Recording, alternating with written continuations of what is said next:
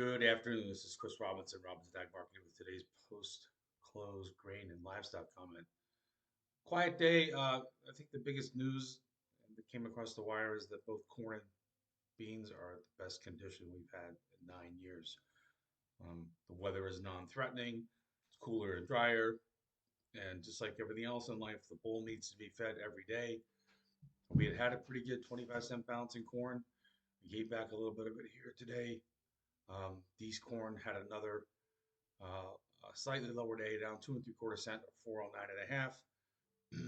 If you're working with me, most of you've got either 410s on the books, so you've got your defense set up here no matter what happens with corn. November beans finished the day up 1 3/4 cents, right at that 1050 level. That's probably going to be a pretty good battling line here. Are we going to make a run one more time to the highs at 1075? That area there has been big resistance. We'll see. Again, just like I said earlier, a bull needs to be fed every day.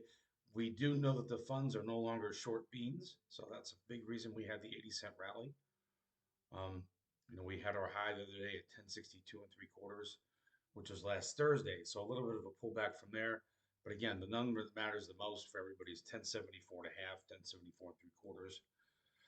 If we can get north of that, then maybe we've got a story for something. Other than that, it's basically we're at the top of our range that we've been in for about a year here now. We go up to 1075. We've been as low as 960 back in December. Uh, 970 area, 980 level. So again, are we going to break out? I sure do hope so. But if I'm long beans and I don't have a hedge on here, 1050 is still better than 980 last time I checked.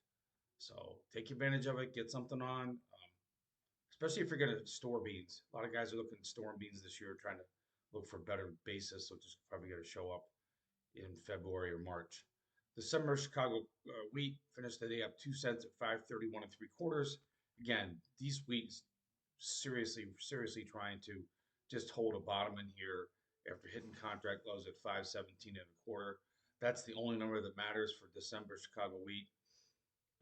KC again slipped lower today, took out even the old low. We settled here at 517 3/4. The low of the day 516 3/4. The biggest concern there is what happens if wheat gets sub $5. That's not anything anybody wants to see. We did have really good exports 2 days ago, not surprisingly, because if you're an end user, why wouldn't you be stepping in there and trying to scarf up some wheat down here at these 5-year lows? Flipping over real quick to the livestock, a higher day once again. October fat cattle finished today at 1.375 at 238.2, traded as high as 238 half. I feel like I'm talking about feeder cattle, but I'm talking fat cattle. At the end of June we were at 205. At the end of April we were at 187. Go back to September and we were down trading at 170. So from 170 to 238 every day we come in. It's like, well, is cash lower? No. Are the packers backing off? No. Is the American public stopping buying beef at the grocery store? No. When it does come, it's going to be interesting.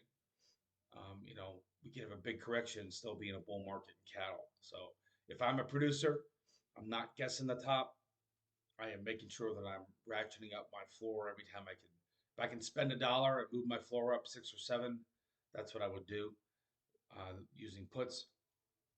It sure does beat the strategy of selling the board and making margin calls for $30, $40. September feeders, a new high for the move. 365.675, settled at 365.05. That opens up the door to 372, 375. How long is it before we're going to be talking about $4 feeders? I guess, anything's possible. Again, go back to the bottom in June. We were at $3. And a lot of people thought that's it, it's over. And if I told you back in June that we were going to go $65 higher, I think you would have, called the men in the white coats. And finally, lean hogs. April hogs, new contract high. above 90 cents now. Dees is trying with all its might to try and take out its contract high, which is 87.50. Let's just go to 87.47, but I'm going to use 87.50. Finished the day close to 86 cents here today. Got to think that if we take out 88, that opens up the door to 90 as well for December hogs. And what's the risk? Well, the risk is we have the type of flush that we had in April. We dropped down to, 67 cents. Even, the first week of the middle of July, we broke down to 77 cents. So we're certainly vulnerable to 10, $12 corrections. But again, if I'm long hogs, I'm making sure that I've got my puts on the books. If you're selling animals into this rally and you're concerned that it's going to continue to go higher, you can always re-own those animals. I always tell guys re-own half, be half right, half wrong. So if you sell 2 pot loads, re-own one, and you don't have to spend a whole lot. Spend a buck or two, stay in the game. In the outside markets, crude oil kind of struggling here a little bit. Crude oil looked like it was trying to carve out a bottom at the 62 level. We had a kind of reversal day today. We'll see if that continues. Why is that important? Well, we really need crude oil to be higher to really help corn. And that's the math problem, the ethanol problem we've been talking about for a while now. So that's a wrap up for today. August 26th, 2025. It feels like Monday, but it is Tuesday. If you're looking for help, give me a call, 312-638-8868. Sign up for my letter. You'll get my levels every day. I think you'll find them useful. You'll also get every one of my cash sale recommendations.